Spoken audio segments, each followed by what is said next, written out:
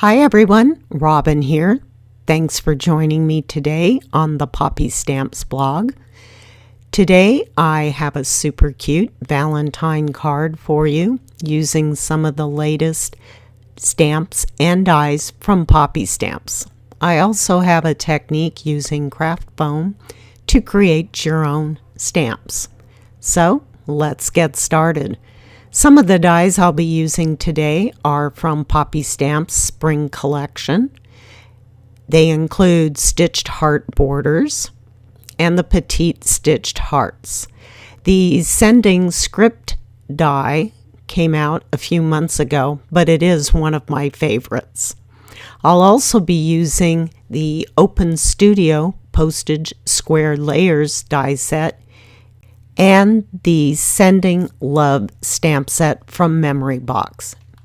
My A2 top folding card base I created from some guava cardstock from Lawn Fawn. The sentiment strip is cut at 1 1/4 by 5 7/8 inches.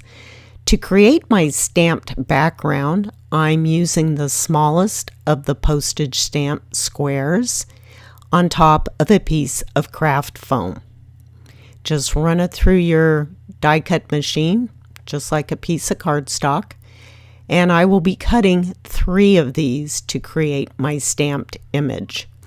I'll be using an acrylic block that has gridded squares etched into it, so I can keep my stamped images nice and straight. I have put 2 rows of some adhesive onto the block. It'll come off easily with a little alcohol at the end. And there's my stamp ready to go. The media I'll be using today is a Bristol vellum, and it is a multimedia paper. You can certainly use watercolor paper, but I would not use regular cardstock because with the water involved, it could warp on you. I have cut a piece at 5 1/2 by 4 1/4, and I'm making a mark 2 1/4 inches on one side. I'm using my T-square ruler to align on that mark and making another mark on the other side. I will also be placing a mark at 2 3/4 inches for a center line. This will help me when I use my gridded acrylic block to keep things lined up. The inks I'm using are Spun Sugar, Worn Lipstick, and Festive Berries. I'll be starting with the Spun Sugar.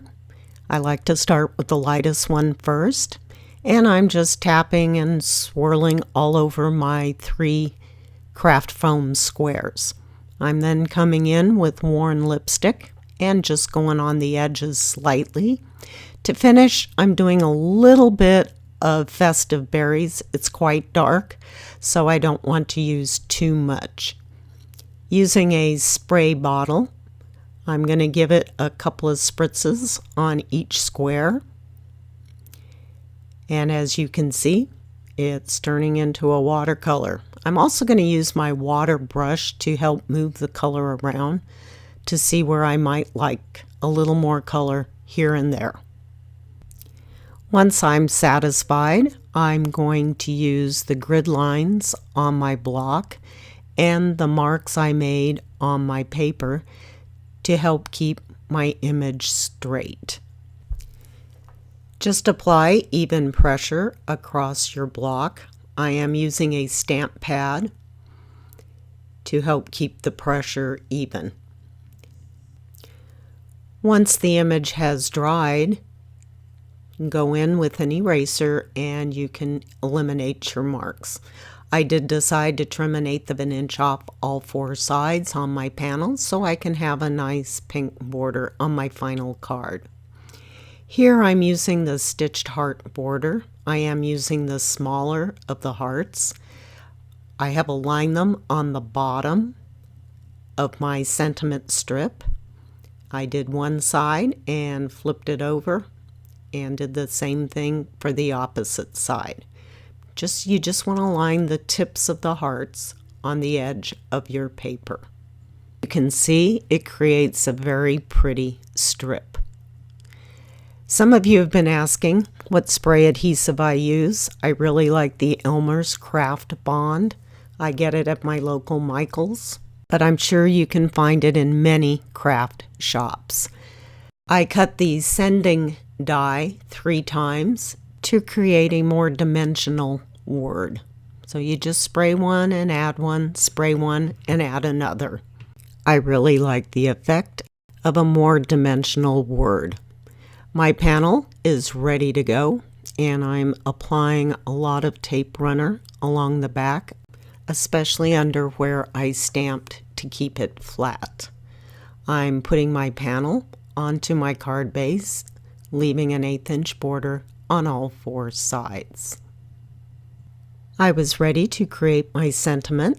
I put my heart border into my stamp positioner, added my Lots of Love stamp, and I was ready to heat emboss. First off, got to use that anti-static tool, really helps. Little Versamark ink, and stamped it, and I was ready to apply my black embossing powder. I'm using Brutus Monroe's Raven Ultrafine embossing powder. I really like his embossing powders. They go on smoothly and they do have a bit of dimension to them. Once my sentiment strip was completed, I placed it on my card base to see where I needed to cut it to fit. And using Ranger's Multi-Matte Media glue, I'm adding little dots on the back of my sending word and adding it to my strip. I'm putting a little block on top to allow it to dry flat. And once dry, I decided I wanted it to be popped up a bit on my card, so I'm adding a strip of foam tape.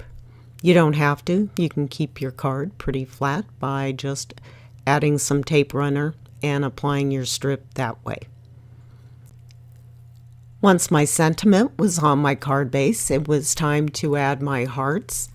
I'm going to add them using thin 3D foam squares from Scrapbook Adhesives. I do like the thinner foam squares. They do help to reduce the bulk in your cards. And I'll be using 3 of the squares on each heart.